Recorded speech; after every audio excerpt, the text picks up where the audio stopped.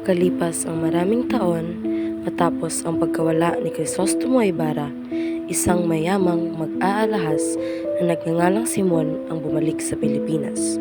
Sa likod ng kanyang kayamanan at impluwensya ay nakatago ang isang panganib na lihim. Ese hombre es extraño. Ngunit pinagkakatiwalaan siya ng mga makapangyarihang tao. Mabilis siya naging malapit kay Kapitan General. Mas pinaniwalaan ng mga tao ang kayamanan kaysa sa katotohanan.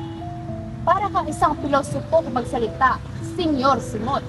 Hindi, isa naman akong tao na kapanggawa sa pagdusa. Masyadong maraming reklamo ang mga tao sa panahon ngayon. Panganib ang edukasyon. Nagdudulot ito ng pagre-rebelde. Ang edukasyon ang nagtuturo sa mga tao na mag-isip. Yan mismo ang dahilan kung bakit ito mapanganib. Ang pamahalaan natatakot sa mga edukadong mamayan ay natatakot sa katotohanan. Hindi napapanatili ng katotohanan ng kapangyarihan.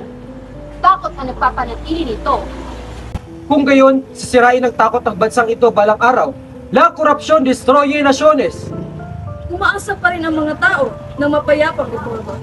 Hindi papakarami mong sinasabi tungkol sa galit at revolusyon. Dahil ginagantipalaan ng bansang ito ang mga korap.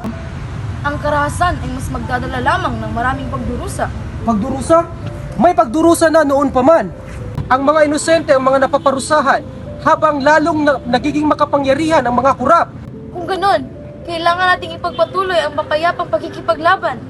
Ngunit matagal na nabigo ang mga mapayapang reforma. Binabago ka na ng puot! Babago ang tao kapag ito'y nasasaktan. Pangarap ang kabataan ng mas mabuting kinabukasan. Ngunit marami nang nawawalan ng pag-asa. Nabubuhay ang bansa dahil sa mga mamamayan nito.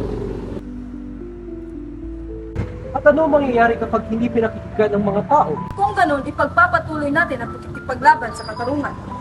Katarungan? Katarungan ay para lamang sa mga makapangyarihan. Pero hindi habang buhay. Parang may mali. Mga gwardiya!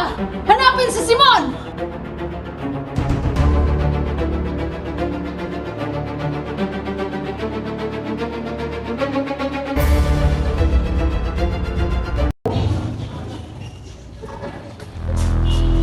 Simon, saan ka?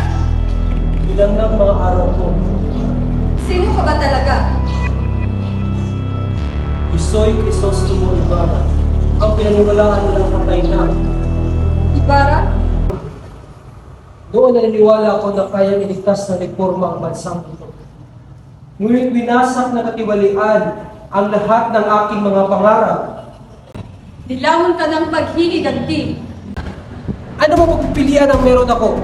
Sinira nila ang aking buhay, ang aking kinabukasan, ang aking kaligayahan. Hindi may bibigay ng puot ang tunay na kaligayahan.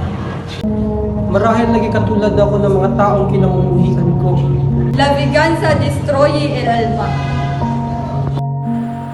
Sa trahedyang pagbabago ni Simon, nasaksihan ng bayan kung paano winasak ng katiwalian, pang-aapi at paghihiganti maging ang pinakamarangal na tao.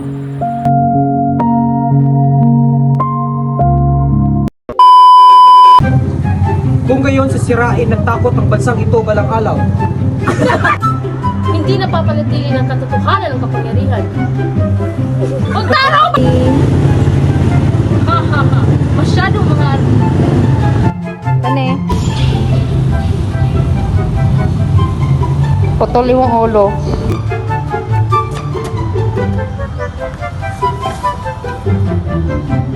One, two, three, go!